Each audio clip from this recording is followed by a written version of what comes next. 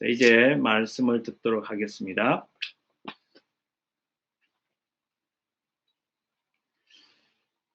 할렐루야! 여러분을 주님의 이름으로 환영합니다. 코비드-19으로 인하여 전 지구촌이 지금 신음을 하고 있습니다. 우리가 사는 미국은 그 정도가 매우 심한 것 같습니다. 한 세기 이상을 패권 국가로 최강대국의 지위를 누려온 미국이 보이지 않는, 인간의 눈에 보이지 않는 바이러스 때문에 바이러스 앞에 속수무책으로 당하는 모습이 참으로 슬프기 짝이 없습니다. 참으로 인간의 강함이 얼마나 보잘것없는 것인지 우리에게 새삼 깨닫게 합니다. 정말 이 바이러스에 전 지구촌이 신음하는 가운데서도 특별히 선진국들이 강한 힘을 가지고 있는 나라들이 아주 속수무책으로 당하는 그런 모습을 우리는 볼 수가 있고, 이 시점에서 우리의 정체성을 확인하는 것이, 우리의 아이덴티티를 확인하는 것이 풍랑 한가운데 표류하는 배가 마치 방향을 잡아서 안전한 폭우로 가는 것만큼이나 중요하다는 생각을 합니다. 그렇습니다. 부활하신 예수님이 두려움에 휩싸여서 문들을 걸어 잠그고 숨을 죽이고 있는 바로 그 순간, 그 시간에 제자들에게 찾아오셔서 부활하신 예수 그리스도 자신을 확인시켜 주시면서 슬픔과 두려움을 몰아내어 주고 있습니다. 슬픔과 두려움 몰아내어 주시면서 평강이 있을지어다라고 말씀하셨습니다. 여러분 지금 상황이 어떻습니까? 여러분 두려움이 없습니까? 많은 사람들이 코비드-19으로 인해서 불안과 공포에 떨고 있습니다. 염려가 극심한 것 같아요. 여러분 이때에 부활하신 예수님을 만나고 부활하신 예수님이 사랑의 음성을 듣고 내가 부활이요 생명이다라는 그 음성을 들을 때에 우리의 모든 불안은 날아가고 우리 안에 십자가를 통해서 예수님이 주시는 그 평강을 맛볼 수 있으리라고 믿습니다. 여러분 예수님께서 부활절 아침에 막달라 마리아에게 나타나셔서 사랑스럽게 마리아야 불러주시면서 그의 모든 슬픔을 기쁨으로 바꿔주셨던 것처럼 예수님께서 부활하신 날 저녁 시간에 이제 제자들에게 찾아오신 것입니다. 너무도 불안해서 문들을 다 걸어 잠그고 있는, 숨을 정말 몰아쉴 정도로 숨쉬기조차 힘든 그런 상황이었습니다. 우리 주님을, 우리의 지도자 주님을, 예수님을 잡아 죽였던 그들이 우리를 죽이지 않겠느냐는 거예요. 우리도 그들이 와서 우리를 잡아서 우리를 죽일 것이다 라는 생각에 그들은 한숨만이 나왔을 것입니다. 바로 그 상황 속에서 예수님이 찾아오신 것입니다. 예수님이 자기 자신을 보여주시면서 손도 보여주시고 못 박힌 손도 보여주시고 창에 찔렸던 옆구리도 보여주시면서 예수님 자신을 확인시켜주자 그들은 overjoyed, 크게 기뻐했다고 성경은 말하고 있습니다. 그렇습니다. 슬픔 중에도 예수님을 만나면, 부활하신 예수님을 만나면 우리는 기쁨으로 가득 찰 수 있는 것입니다. 여러분 그러면 예수님께서 이 문을 걸어 잠그고 있는 제자들에게 나타났을 때에 우리의 모습과 비슷하지만 우리와 다른, 우리의 모습과 비슷해서 손도 보여주시고 옆구리도 보여주시지만 예수님은 문들을 걸어 잠그고 있음에도 불구하고 그냥 문을 열지 않고 들어오셨기 때문에 우리와 다른 그런 시간과 공간을 초월하시는 그런 예수님임을 우리에게 가르쳐주고 있습니다. 요한은 이 자리에 찾아오신 예수님께서 무슨 메시지를 주셨는지를 아주 상세하게, 자세하게, 친절하게 묘사를 해주고 있습니다. 예수님이 그들에게 던지신 첫 번째 메시지가 뭐냐? 바로 아버지가 나를 보낸 것 같이 나도 너희를 보내노라. 그렇습니다. 이것은 바로 하나님이 우리를 지으신 목적이요 방향입니다. 우리가 힘들고 어려울 때에 우리가 누구인지, 하나님은 누구인지, 하나님과 우리 사이는 어떤 관계인지, 하나님은 어떻게 우리를 관계하시는지를 깨닫는 것만큼 중요한 것이 없습니다. 아버지가 나를 보내신 것 같이 나도 너희를 보내노라. 이것은 뭐냐? 너희의 정체성이 뭐냐는 거예요.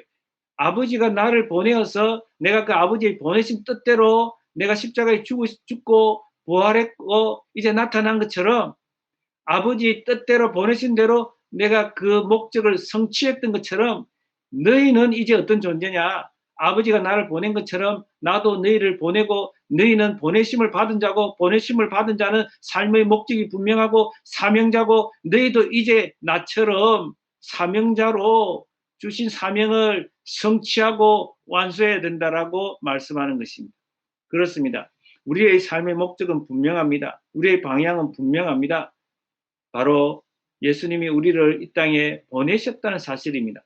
하나님은 우리를 자녀로 부르셨을 뿐만 아니라 이 땅 한가운데 삶의 현장 속으로 뉴잉글랜드 땅에 미국 땅에 우리를 보내셨다는 것입니다.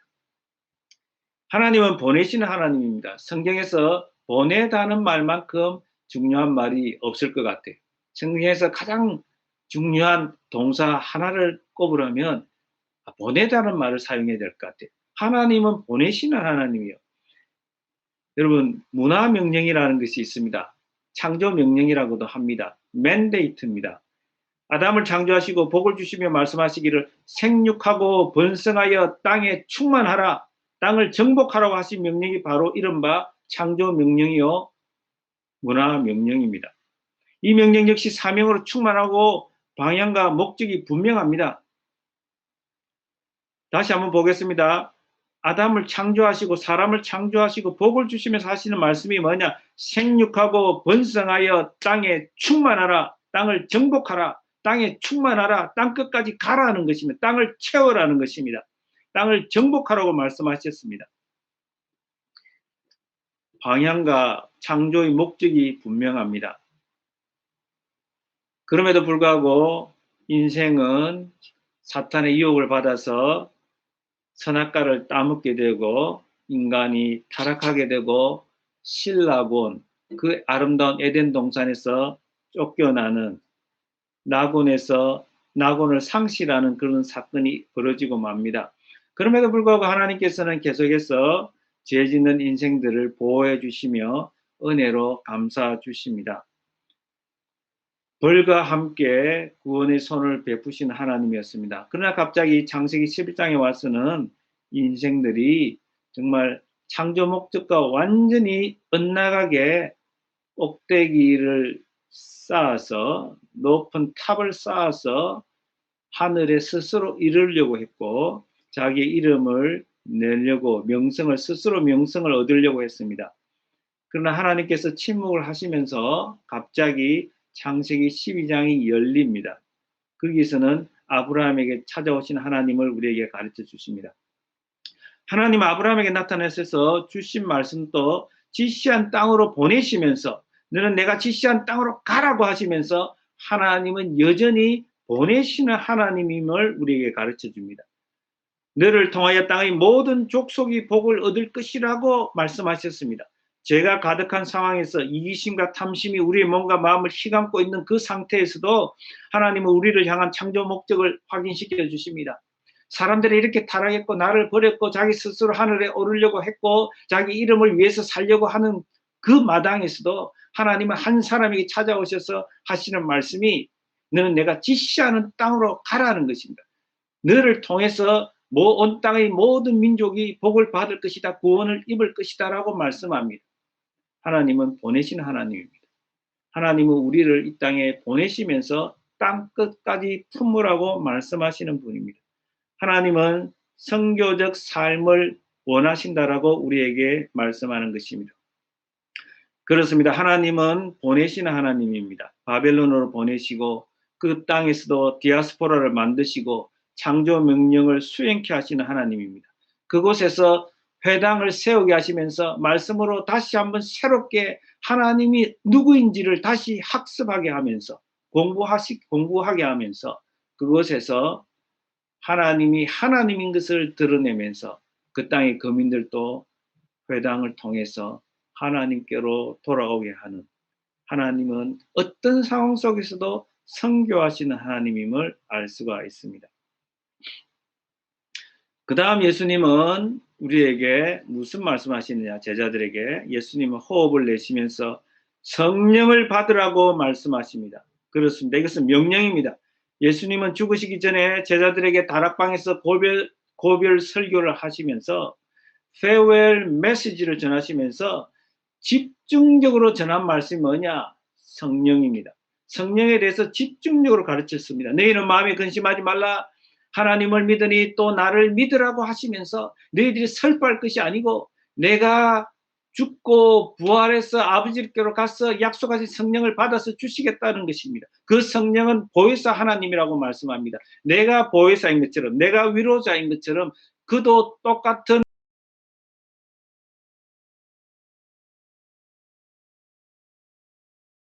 보혜사, the comforter, 위로자가 되어서 너희의 위로자가 되어 주시겠다는 것입니다. 예수님이 가르치시고 행하신 모든 것을 기억하게 해주시겠다는 것입니다. 성령님은 진리의 영이 되셔서 우리의 모든 것을 가르쳐 주시고 아버지의 모든 것을 통달하셔서 아버지의 생각대로, 아버지의 뜻대로, 하나님의 뜻대로 우리를 예수 그리스도께로 인도하시고 예수님의 사랑을, 예수님의 보혈의 피를 우리에게 발라주시고 적용해 주실 하나님으로 소개해 주셨습니다. 예수님은 바로 그 메시지를 확인시켜 주시는 것입니다. 야, 내가 말했던 것처럼, 내가 너희를 가르쳤던 것처럼 내가 죽고 부활해서 나타났다는 것입니다. 이제 내가 가르쳤던 바와 같이 성령을 받으라고, 이제 성령을 받아야 한다라고, 나는 떠나가는데 성령을 받아야 한다라고 말씀하는 것입니다.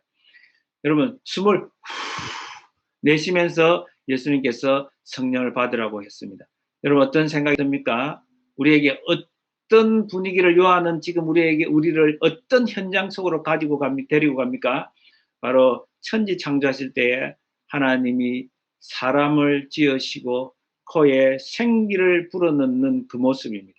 그렇습니다. 예수님은 바로 창조주 하나님입니다. 예수님은 창조주요 통치자요 심판자요 구원자 하나님입니다. 예수님은 우리를 구원하시기 위해서 죽으신 구원자일 뿐만 아니라 예수님은 하나님 아버지와 동등하신 창조주 하나님입니다. 예수님은 이제 성령을 통해서 재창조 사역을 하겠다는 것입니다. 우리의 모습이 마른 뼈와 같고 우리의 모습이 다 찢어지고 망가지고 우리의 모습이 더 이상 회복 불능처럼 보이지만 창조주 하나님께서, 창조주이신 하나님의 아들이신 예수님께서 성령을 통해서 recreate, 재창조하시겠다는 것입니다. 이제 예수님은, 부활하신 예수님은 재창조 사역을 하시겠다는 것입니다. 어떻게 해요? 성령으로. 예수님의 재창조 사역에 하나님의 사랑이 또다시 나타납니다. 우리를 통해서, 교회를 통해서 하시겠다는 것입니다. 하나님이 주도적으로 하시지만, 하나님의 선교는 하나님이 주도적으로 프로액티브리 하시지만, 하나님이 주체가 되시지만, 하나님의 연약한 우리를 참여시켜서, 우리를 동참시켜서 우리가 성령을 의지할 때, 성령의 업힐 때에 우리가 하나님의 온전한 동력자가 될 수 있다는 것입니다. 연약한 우리를 통해서. 이것이 어떻게 가능합니까? 바로 재창조의 영인 성령님을 통하여서 가능하다는 것입니다. 성령은 무슨 영이라고요? 재창조의 영입니다. 겁에 질리고 두려움과 공포에 쉽게 무너지는 연약한 우리지만 보이지 않는 바이러스의 문을 꼭 잠그고 스스로 자가 격리를 하고 정말 우리를 붙들어 매야 하는 그런 연약한 존재지만 우리에게 성령을 통하여서 하나님의 재창조 사역에 동참시키고자 한다는 것입니다. 여러분, 이 모습은 하나님께서 이미 에스겔 37장에서 예언한 말씀입니다. 하나님의 백성이 바벨론에서 포로된 자가 되어서 소망이 끊어진 그런 모습입니다. 에스겔서 37장 4절서부터 10절까지 제가 한번 읽어보겠습니다. 에스겔서 37장 4절서부터 10절까지 제가 한번 읽어보겠습니다. 또 내게 이르시되 너는 이 모든 뼈에게 대언하여 이르기를 너희 마른 뼈들아 여호와의 말씀을 들을지어다. 주 여호와께서 이 뼈들에게 이같이 말씀하시기를 내가 생기를 너희에게 들어가게 하리니 너희가 살아나리라. 너희 위에 힘줄을 두고 살을 입히고 가죽으로 덮고 너희 속에 생기를 넣으리니 너희가 살아나리라. 또 내가 여호와인 줄 너희가 알리라 하셨더라. 이에 내가 명령을 따라 대언하니 대언할 때에 소리가 나고 움직이며 이 뼈 저 뼈가 들어맞아 뼈들이 서로 연결되더라. 내가 또 보니 그 뼈에 힘줄이 생기고 살이 오르며 그 위에 가죽이 덮이나 그 속에 생기는 없더라. 또 내게 이르시되 인자야 너는 생기를 향하여 대언하라. 생기에 대언하여 이르기를 주 여호와께서 이같이 말씀하시기를 생기야 사방에서부터 와서 이 죽음을 당한 자에게 불어서 살아나게 하라 하셨더라. 이에 내가 그 명령대로 대언하였더니 생기가 그들에게 들어가매 그들이 곧 살아났어 일어나 서는데 극히 큰 군대더라. 와우, 정말 놀랍지 않습니까? 여러분, 이스라엘 백성들은 그들의 죄로 인해서 그들이 하나님을 입으로는 부르지만 마음은 콩밭에 가서 우상 숭배를 할 때에 그 우상이 무엇입니까? 바로 권력입니다. 우상이 무엇입니까? 바로 교만입니다. 우상이 무엇입니까? 인기입니다. popularity. 우상이 무엇입니까? 성공입니다. success. 우상이 무엇입니까? greed. 우리 안에 있는 탐심입니다. 성경은 우리에게 이러한 마음이 바로 우상이라고 이야기하면서 이스라엘의 실패는 바로 우상을 섬겼다는 것입니다. 우리 안에 있는 그 우상을 버리지 못하고 하나님과 함께 우상을 섬겼다는 것입니다. 하나님을 하나님으로 인정하지 않았다는 것입니다. 그래서 이스라엘은 하나님의 징계를 받고 바벨론 땅에서 70년 포로 생활을 합니다. 그러나 70년 포로 생활 가운데 포로된 땅 바벨론 땅에서 하나님은 에스겔을 선지자로 세워서 하나님께서는 징계 한가운데서 구원의 메시지를 주셨습니다. 너희가 율법을 지킬 수 없다. 그러니 이제는 내가 마음을 부드럽게 하고 새 영을 주어서 성령을 통해서 내가 너희들이 내가 준 말씀을 율법을 지킬 수 있도록 하겠고 새 영과 새 마음으로 새 언약을 맺겠다고 약속하셨습니다. 그 약속이 새 언약의 약속이 예수 그리스도의 죽음과 부활을 통해서 이루어졌습니다. 여러분 정말 참혹한 현실이었습니다. 포로된 자의 삶이라는 것은 정말 어떤 모습이었을까요? 성경은 이렇게 말합니다.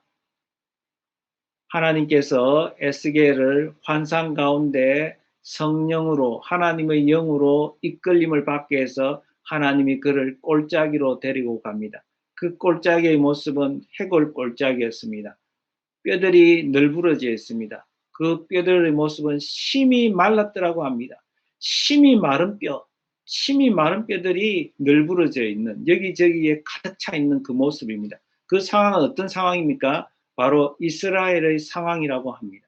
하나님을 떠나서 자신의 이기심에 사로잡혀서 탐심대로 살아가고 우상을 숭배하는 그 모습이 오늘날 이스라엘 모습이 바로 그런 마른 뼈의 모습이라고 성경은 가르쳐 주고 있습니다. 여러분은 어떤 모습입니까? 하나님께서 이 모습을 보여주시고 에스겔에게 묻습니다. 인자야, 이 뼈들이 살 수 있겠느냐? 에스겔이 대답합니다. 주만이 주 여호와께서 아시나이다. 그러면 과연 에스겔다운 대답입니다. 하나님 정말 다 죽었는데요. 생기가 없는데요. 다 말라 빠졌는데요. 그런데 하나님만이 아십니다. 이 말은 무슨 말입니까? 하나님은 전능하시잖아요. 우리는 죽은 뼈와 같지만 마른 뼈와 같지만은 하나님은 전능하시잖아요. 나는 무지하지만 하나님은 전능하시잖아요. 전지하시잖아요. 라고 말씀하는 것입니다. 사람이 할 수 없는 것을 하나님은 하실 수 있잖아요. 라고 말하는 것입니다. 우리의 모습 어때요? 고집과 해결치 않는 마음을 따라서 진노의 잔을 받게 되어 있습니다. 사다리가 부서져서 개천에서 용이 날 수 없는 그런 사회적 구조 속에서 우리가 신음하고 있습니다. 회복이 불가능해 보이는 절망적인 현실 앞에 우리가 놓여 있습니다. 정말 우리의 모습은 빈들의 마른 풀 같습니다. 이 말씀을 보면서 저는 찬송가가 떠올랐습니다. 빈들의 마른 풀같이 시들은 나의 영혼, 주님이 약속한 성령 간절히 기다리네.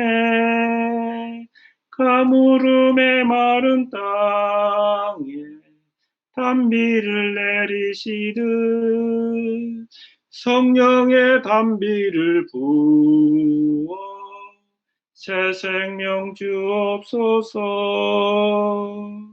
아멘. 우리의 모습은 빈들입니다. 빈들과 같습니다. 여러분, 근데 빈들이라는 의식이 있어야 됩니다. 아니요, 나는 여전히 물된 동산과 같다라고 생각한다면, 내 스스로 내가 저수지를 만들어서 내가 물을 담아서 내가 평생 먹고 살 수 있다라고 생각을 한다면 그건 착각입니다. 바로 그것은 터진 웅덩이에 물을 담는 것과 마찬가지입니다. 우리의 능력으로는 우리 안에 물을 담을 수가 없습니다. 우리는 이미 타락했고 우리는 이미 몰락했기 때문에 우리는 가능성이 없습니다. 그러나 우리는 하나님 앞에 솔직하게 내 모습을 인정하면서 하나님만이 아십니다. 하나님은 하실 수 있습니다. 하나님 앞에 내 모습을, 내 인생을 하나님 앞에 올려드리기를 원합니다. 하나님 만져주시옵소서. 하나님 재창조하여 주시옵소서. 부활하신 하나님께서, 예수님께서 나를 만져주시옵소서. 성령님이 재창조의 영이신 줄 아오니 하나님 성령님 나를 만져주시옵소서. 이것이 우리의 고백이 되기를 원합니다. 성령으로 보여주신 그 마른 뼈들이 말씀과 성령으로 되살아납니다. 뼈들이 달라붙습니다.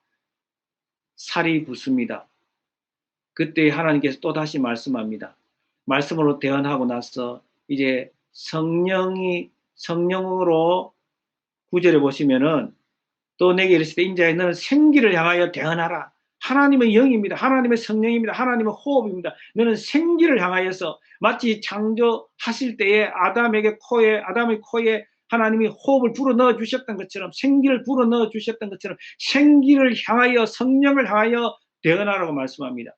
그렇게 성령을 향하여 대언했을 때에 생기가 사방에서부터 와서 성령이 바람처럼 와서 죽음 당한 자들에게 들어가서 살아났다라고 성경은 말합니다. 여러분, 성령으로 보여주신 그 마른 뼈들이 말씀과 성령으로 되살아났습니다. 예수님은 바로 해골 골짜기에서 죽으시고 부활하셨다는 사실을 우리는 기억해야 합니다. 골고다 언덕으로 올라가셨습니다. 골고다는 바로 스칼, 해골이라는 뜻입니다.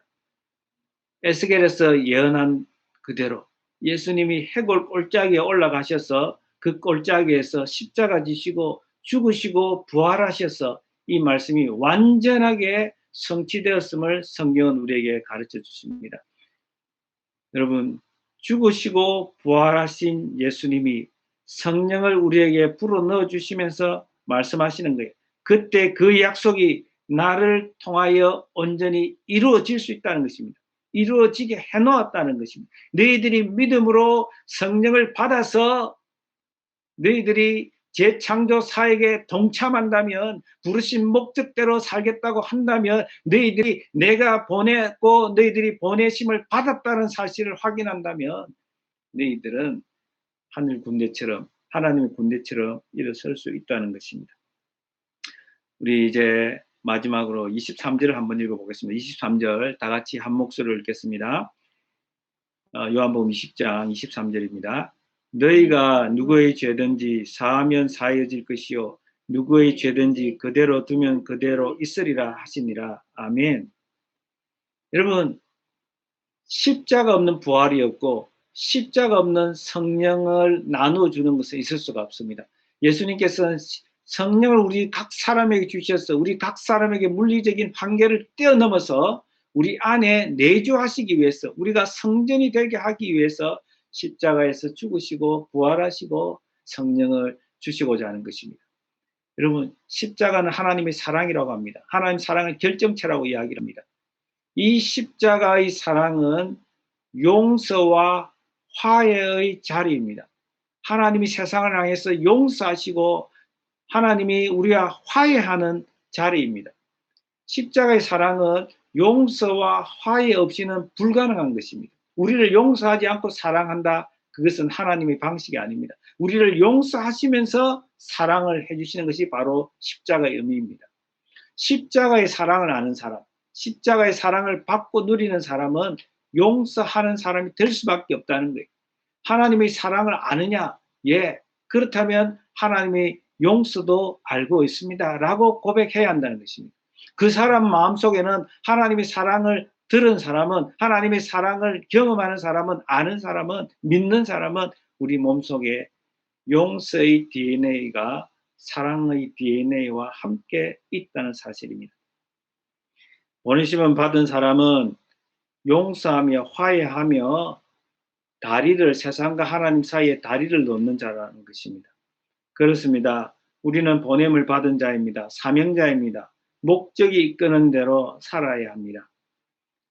오늘 이 본문 말씀은 요한복음의 The Great Commission이라고 합니다. 마태복음 28장의 지상명령이 요한의 버전으로 나타난 것입니다. 너희는 가서 모든 족속으로 제자를 삼고 성부와 성자와 성령의 이름으로 세례를 주라고 하신 그 말씀이 오늘 요한의 입을 통해서는 우리에게 주시는 말씀이 뭐냐? 바로 이 말씀이 오늘 말씀이에요. 평강이 있을지어다. 아버지가 나를 보낸 것처럼 나도 너희를 보내노라고 하시면서 성령을 받으라고 말씀하시고 너희가 용서하는 자가 되어라고 말씀하는 것입니다. 우리는 그레이트 커미션으로 살아가야 합니다. 누가는 사도행전 1장 8절에서 그 예수 그리스도의 그레이트 커미션을 이렇게 말합니다. 오직 성령이 너희에게 임하시면 너희가 권능을 받고 예루살렘과 온 유대와 사마리아와 땅끝까지 이르러 내 증인이 되리라. 너희들이 땅끝까지 내 증인이 돼야 되는데 이 땅에 충만해야 되고 편만해야 되고 너희가 세상을 복주는 사람이 돼야 하는데 너희가 그렇게 해서 내 증인이 되려고 하면 십자가를 경험해야 되고 부활하신 예수 그리스도를 만나야 돼야 증인이 될 수 있는데 그렇게 하기 위해서는 성령을 받아야 한다는 것입니다. 성령은 어떠냐? 오직 성령으로 온 땅의 모든 민족에게 복이 될 수 있다고 하시면서 오직 성령이 너에게 임하시면 너희가 권능을 받고 성령 없으면 성령을 받지 않고는 권능을 받을 수 없다는 거예요. 파워 크리스천이 될 수 없다는 거예요. 이 파워는 두나미스라고 헬라어에서 말합니다. 다이너마이트의 어원입니다. 다이너마이트라는 말이 여기서 왔어요. 두나미스에서 왔어요. 정말 엄청난 그 힘이 우리 속에서 나타날 수 있는데 그 능력이 없이는 우리는 땅끝까지 이르는 정인이 될 수 없다는 거예요. 보냄을 받은 자로서 살 수가 없다는 거예요. 그 권능은, 그 능력은 바로 성령이 주시는 능력입니다. 성령은 바람같이, 불같이, 생수같이, 비둘기같이 역사하시지만 성령은 인격이 하나님입니다. 그냥 성령님 나를 도와주세요. 그게 아니라 성령님을 모셔드리는 것입니다. 인격적으로 받아들이는 것입니다. 예수님께서 호흡을 불어넣으시면서 성령을 받으라고 한 것은 성령을 호흡하듯이 숨 쉬듯이 한 시간도 한순간도 중단하지 말고 성령과 동행해야 한다는 것입니다. 성령과 호흡하지 않으면 죽음과 마찬가지라는 것입니다. 이것은 해도 되고 안 해도 되고가 아니라는 것입니다. 오늘은 하고 내일은 안 하고 그런 것이 아니고 순간순간 성령을 모시고 살라는 것입니다. 여러분 우리의 모습은 빈들의 마른 풀과 같고 마른 뼈와 같을지라도 말씀과 성령의 능력으로 우리가 그 능력을 힘입으면 하나님의 군대로 일어설 수 있다는 것입니다. 이스라엘이 죽은 것처럼 보였지만 마른 뼈와 같았지만 하나님의 말씀과 성령이 임했을 때 그들이 하나님의 군대로 일어섰다라고 에스겔은 우리에게 증언하고 있습니다. 그렇습니다. 예수님은 우리의 왕입니다. 단지 우리를 구원하시기 위하여 죽으시고 부활하신 그런 하나님이 아닙니다. 우리 인생의 주인으로 모셔드려야 합니다. 로드십을 인정해야 합니다. 주의 주대심과 왕대심, 킹십을 인정해야 하는 것입니다. 예수님은 우리의 왕입니다. 우리의 왕은 우리는 그의 백성이고 그의 자녀입니다. 왕의 통치를 받아야지 왕을 왕으로 모셔드리는 것입니다. 성경은 말합니다. 예수님은 왕으로서 말씀과 성령으로 역사를 하십니다. 우리를 다스리십니다. 성령님은 보혜사 성령님은 말씀이라고 하는 수레를 타고 우리에게 오십니다. 말씀과 성령은 결코 분리되지 않습니다. 항상 함께합니다. 말씀이신 예수 그리스도. 예수 그리스도는 성령을 통하여 우리에게 역사를 하는 것입니다. 성령은 예수님을 제쳐두고 움직이질 않습니다. 하나님 아버지의 뜻입니다. 하나님 아버지는 예수님을 가르쳐 주시고 예수님의 비밀한 것을 성령을 통해서 우리에게 풀어주시는 것입니다. 사랑하는 성도 여러분, 여러분의 모습 어떻습니까? 우리가 지금 암담한 시간을 보내고 있지만, 환난 한가운데 있지만 우리가 누구인지를 확인해야 합니다. 바로 하나님께서 우리를 창조하시고 예수님께서 우리를 재창조하신다는 사실을 기억하면서 우리의 그 재창조 사역은 바로 성령님을 통해서 이루어진다는 사실을 알면서 성부, 성자, 성령의 이름으로 행하는 자가 되기를 축복합니다. 여러분, 그래야 해서 이번 봄에는 우리가 아가페 교회를 향한 하나님의 뜻을 찾고 목적을 찾고 봄 기운이 성령의 기운이 되기를 소원합니다 하는 기도가 울려 퍼지면서 아가페 교회를 통해서 하나님의 역사가 땅끝까지 임하기를 주님의 이름으로 축원합니다. 기도하겠습니다.